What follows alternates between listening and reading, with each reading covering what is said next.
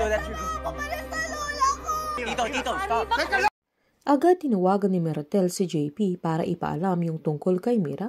Na agad namang tinanong ng binata kung bakit hindi sa hospital dinala ni Myrtle, na agad naman niyang pinaliwanag na natakot siya at hindi niya alam kung anong gagawin niya, lalo't wala din ang kanyang mga magulang at hindi din niya alam kung anong nangyari kay Mira, kaya agad namang sinabi ni JP na pupunta siya sa bahay nila. Habang bumalik naman si Iris sa loob ng venue, kung saan umiiyak ito at nagpanggap na siya ba ang biktima, habang hawak-hawak niya yung larawan ni Jasmine na nagpa-live interview ito kung saan nilahad niyang nagpapanggap si Lavender dahil siya si Jasmine Flores, na sakto namang napanood ni Lily kaya hindi na niya alam ang gagawin niya dahil alam niyang nanganganib ang buhay ni Camila, kila Vito at Iris. Maging si Sandro ay nanonood sa interview ng Iris kaya hindi na niya alam kung papaano niya tutulungan si Jasmine at kung ano ang susunod na plano niya, lalo't kasama ni Jasmine si Tyrone. Sinaan pa na Iris na wanted kriminal ang kabit ng asawa niya at pareho na silang kriminal. Sabay na nawagan siya na kung merong mang makakakita sa dalawa ay ipaalam nila agad sa pulis dahil mga aramado sila at nakakatakot ang pwede nilang gawin. Dumiretso naman sila Tyrone sa isang bahay na kung saan ay ligtas sila at nilapatan ni Jasmine si Tyrone ng first aid dahil may tama ito ng baril.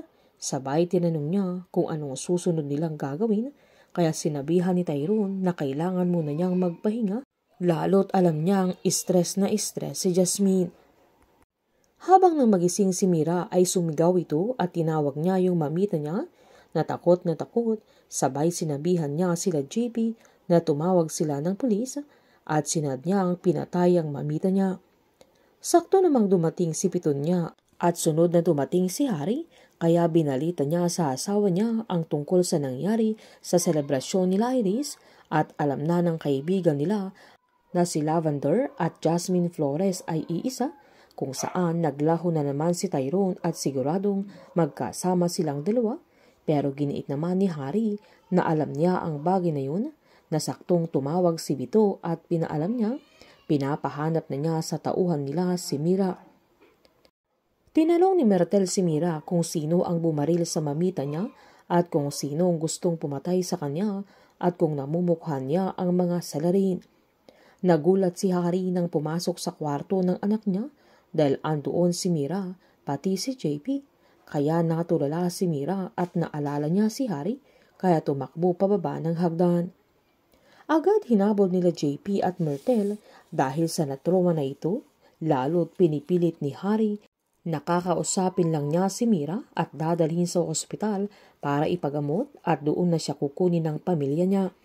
Todo ang pagpipigil nila Myrtle at JP kay Harry na nagulat sila nang sabihin ni Mira na si Harry ang gustong pumatay sa kanya dahil kasama ni Vito si Harry na bumaril sa mamita niya, kaya mas prenotektahan nila JP at Myrtle ang kaibigan nila, maging si Pitonia, at pinigilan niya ang asawa niya.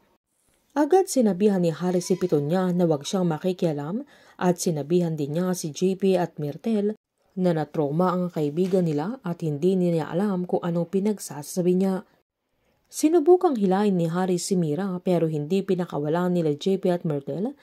Sabay nakita ng anak niya yung baril sa bewang niya, kaya agad sinabihan ni Myrtle na totoo ang sinasabi ni Mira at nang subukan ni Harry na magpaliwanag, ay todo iwas naman si Myrtle kaya sinabihan ni Pitonia na umalis muna ito at siya na ang bahala sa tatlo.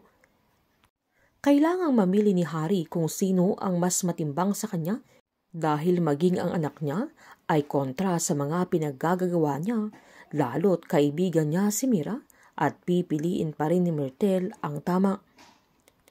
Painit ng painit ang mga tagpo, sabay-sabay po nating subaybayan ang advance episode ng Lavender Fields dito lamang po sa aking channel. Patuloy lamang po manood at mag-subscribe para ma-update po kayo sa mga susunod na episode.